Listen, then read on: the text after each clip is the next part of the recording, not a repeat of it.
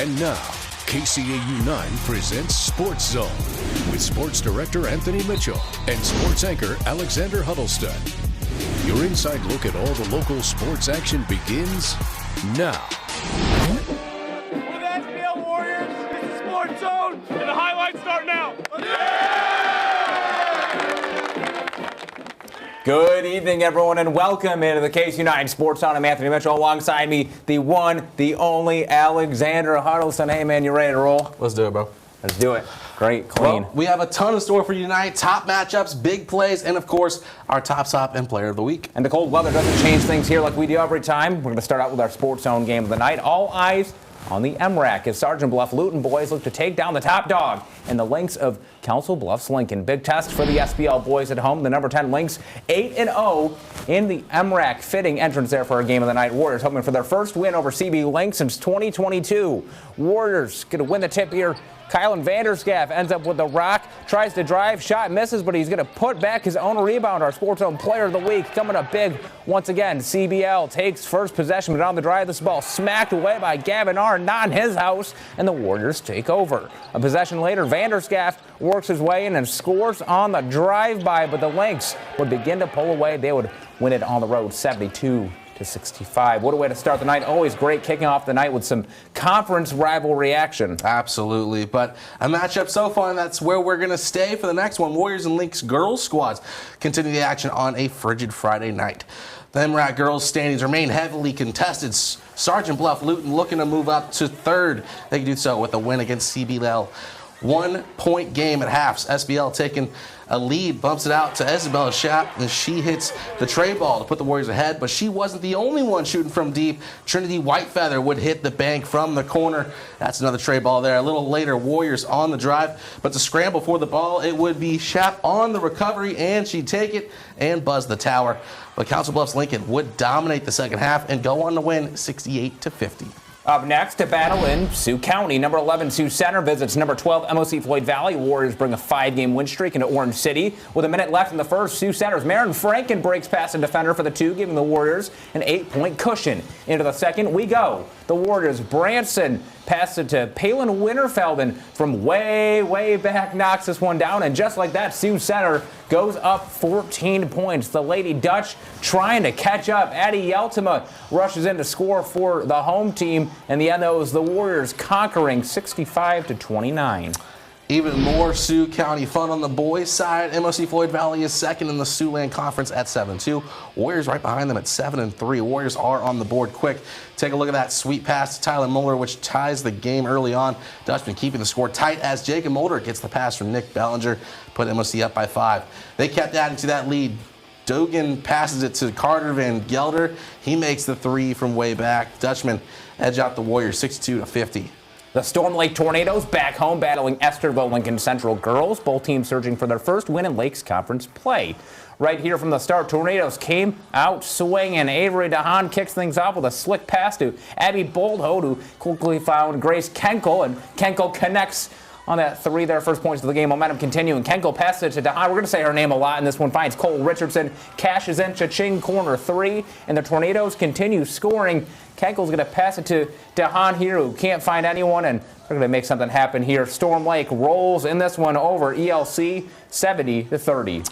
Storm Lake boys have won their last 3, including a triple overtime thriller on Monday, hoping to keep it rolling against Esterville Lincoln Central. ELC jumps out to an early lead. Amari Armstrong passes to Jackson Struve to cash in on an easy 2-pointer.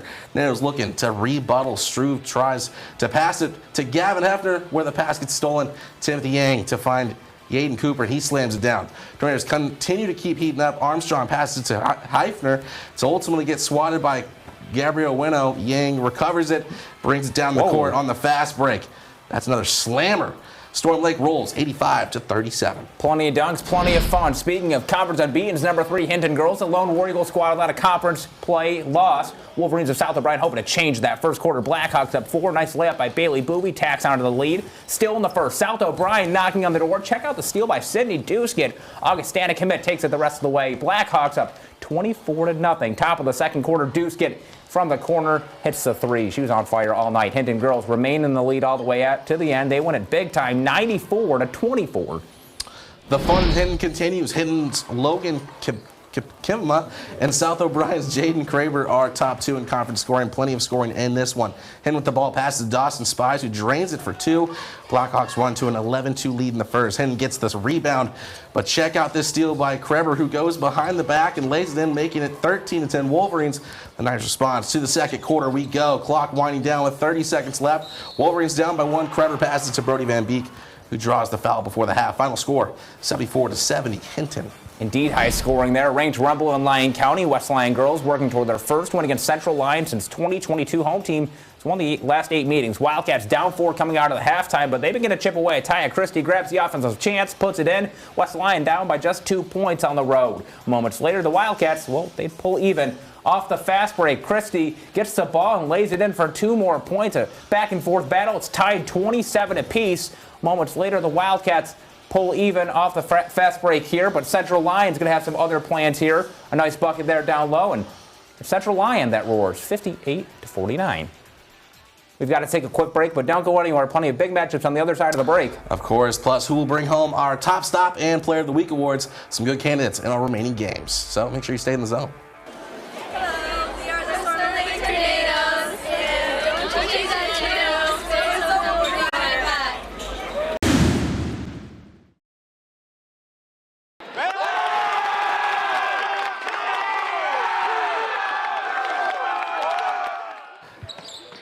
Our student section of the night going out to the Cedar Catholic Trojans hometown team, cheering loud and proud for their hometown squad. Welcome back to the zone. Tons of great games in Iowa, and I will say I think at this point I'm finally thawed out from that cold because, man, was it brick out there. Man, I was wearing 2 hoodies, 2 jackets, some gloves. It's too cold. But with even more fun in Nebraska and South Dakota, starting off with Cedar Catholic hosting the Wayne Blue Devils. Both teams sit 1 game over 500. Trojans on a 4-game win streak. First quarter, Cedar's Aniston Wortman drives in and dishes it to Savannah Pick, who takes it up and puts it in for 2. Boom. Later, Pick looking to score again, but it's going to be Claire Luter with the big stuff. That would later result in this transition. Kinley McGuire driving in and hits the floater. A few minutes later, Wayne's Addison would hit the 3-pointer in a second. I don't know where that highlight is.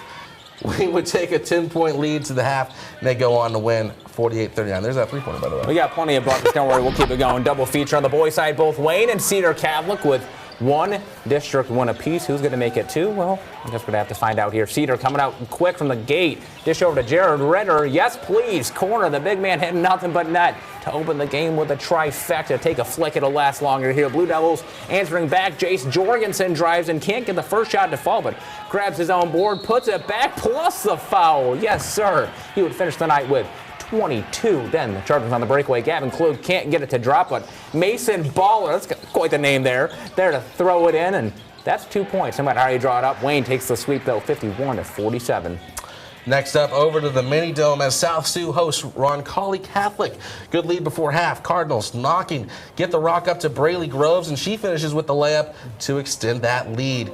After half, Cardinals still running strong, dumps it out to Zamina Ramirez, drives and finishes to add on to the lead. Cardinals wouldn't continue to create separation, outscoring the Pride 69-33. Now it's time to look at our Sports Zone scoreboard. Let's start off here on the girls' side here in Iowa. Not quite. They're actually going to show the Sioux City Musketeers. Let's take these highlights right now. Never mind. Sioux City West girls basketball picks up a 65-14 win over Council Bluffs. Jefferson on the other side in Nebraska, Bloomfield wins big 59-9. Bees with that win improved to 15-0. Boys basketball, Kingsley Pearson takes down West Monona 72-50. Landon Howe scores his 1,000th career point in that win. Congrats, Landon. And in Nebraska, GAC on the attack. The Blue Jays take down O'Neill 49-37. The full list of scores on our website featuring its new name, KCAU9.com. Whoa, that's crazy. Yeah. Anyways, busy weekend for kicks off for the Sioux City Musketeers, beginning their home weekend against the Lincoln Stars in a game with tons of meeting for both organizations, taking part in the Aubrey Brown Club game. Both teams rocking Aubrey Brown Club threads for a great cause. Muskies honoring longtime billet Mike Barazia, who passed away earlier this week. Sioux City in scoring range early. Stars turn away the chance in the first period, and we remain scoreless. 30 seconds remaining in the period. Luke Gary's pass is deflected. Fitting enough, that is his brother's Gavin Gary there to bury the chance. Sioux City lights that lamp for the 1-0 lead. This one goes to OT. Stars come away with the 3-2 shootout win. And quite the environment there in the Tyson. Unfortunately, Muskies can't get it done. They're back home against Lincoln on Sunday, but we've got to take another break. Don't go anywhere. Because we'll be announcing our weekly awards, including Player of the Week honors, so make sure you stay in the zone. Hi, this is Kyle Vanderscath, SportsZone Player of the Week. This week's winner is coming up next. Welcome back to the Zone. It's finally time to hand out our weekly Top Stop and Player of the Week awards. Alexander, let's get the party started here. Who you got on the boys' side? Absolutely. For the boys' side, Player of the Week is Storm Lake's Jaden Kuhn. The Creighton commit had himself a monster week after dropping 37 points, 15 rebounds in the team's triple overtime win at the MLK Classic on Monday. He followed that up with 22 points in the team's win at home over Estherville Lincoln Central. Congrats, Jaden. Now for our girls' winner, Anthony. Highlight reel slams indeed. Our girls' winner, Hinton's Sydney Deuce, get the Fudraga Viking everywhere tonight, pacing the Blackhawks with 26 points. Deuce joins an elite yet short list of SportsZone basketball players that have won our weekly award in consecutive seasons. Actually, she's won it 3 times during my tenure now, so congrats, Sydney. And now to our top stop, going to the Storm Lake Tornadoes. Defense into offense. I feel like they've been on our top stop, a couple weeks in a row now. But anyway, let's play the clip here. Tim Yanga connects with Jaden Kuhn. Highlight reel slam. Of course, ELC taking the ball down the court, looking to respond here with a bucket. And, we talk about defense, and another instance of it right here. Storm Lake on their home court saying, not in our house, quite literally. A block there. And guess what? Yanga is going to take this the rest of the way, and he won't be denied. Thanks for Flying Air Tornado. 2 big plays and big slams and a big Tornadoes win. I don't think I've seen a sequence like that in quite a while. SportsZone basketball. You never know with what you're going to get here. You really don't. We've had some big threes. We had some big buckets. I mean, we had some Musketeers plays, a little bit of everything. But, I'm just great. I'm feeling warm in these studio lights. I'll tell you that. It's thawing us out, like you said earlier. It was a little cold outside, but, tonight was fantastic basketball. Especially right there in Storm Lake. That was phenomenal play. Phenomenal play. So, you can't ask for more. And congrats again to our Player of the Week winners and all of our winners tonight. For the rest of our scores, head over to our website, KCAU9.com. For our entire crew, I'm Anthony Mitchell. See you next time in the Zone.